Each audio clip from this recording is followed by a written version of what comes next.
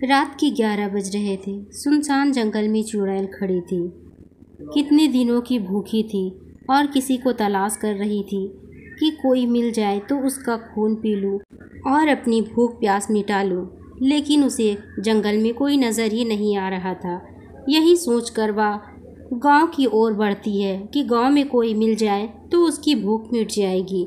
लेकिन जैसे ही वह गांव पहुंचती है, वहां देखती है पूरा गांव सन्नाटा है, कोई भी बाहर नज़र नहीं आ रहा है।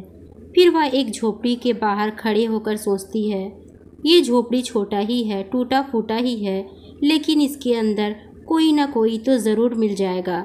मैं इसी झोपड़ी के अंदर जाती हूँ और अपना पेट भरती हूँ किसी के खून से। ये सोचकर जैसे ही वो झोपड़ी के अंदर झांकती है, वहाँ एक व्यक्ति खड़ा होता है अपनी पत्नी और बेटी के साथ। वे लोग बहुत दुखी थे क्योंकि 2 दिनों से उन्होंने कुछ भी नहीं खाया था, क्योंकि इन लोगों के पास कोई रोज़गार नहीं था। कुछ नहीं होने के कारण सभी लोग पानी पीकर सो जाते हैं और यह सब चुड़ैल पास में खड़ी होकर देख रही होती है। तभी वह चुपके से उसके घर के अंदर जाती है। उन लोगों को इस तरह से भूखा प्यासा सोता देख चुड़ैल को उन पर तरस आ जाता है और वह उनके लिए सोने चांदी से भरा हुआ घड़ा वहाँ रख कर चली आती है।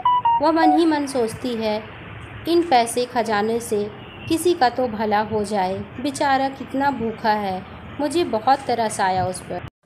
अगली सुबह जैसे ही उस व्यक्ति की आँख खुलती है, वह सोने चांदी जेवरात देखकर चौंक जाता है और फौरन ही अपनी पत्नी को उठाता है। पति की आवाज़ सुनकर पत्नी और बच्चे भी उठ जाते हैं और सामने पड़े इतने सारे जेवर, सोना चांदी देखकर वे लोग भी चौंक जाते हैं, लेकिन मन ही मन ऊपर वाले का धन्यवाद कर रहे थे। अगली सुबह वह व्यक्ति उन जेवर को बेचकर एक बढ़िया सा महल अपने लिए खरीद लेता है। वे सभी लोग अच्छे अच्छे कपड़े बनवाते हैं, सभी पेट भर के अच्छा भोजन खाते हैं और सभी लोग चैन सुकून से एक साथ रहने लगते हैं। यह सब देख चुड़ैल भी आज बहुत खुश थी कि मैं किसी का भला तो कर सकी।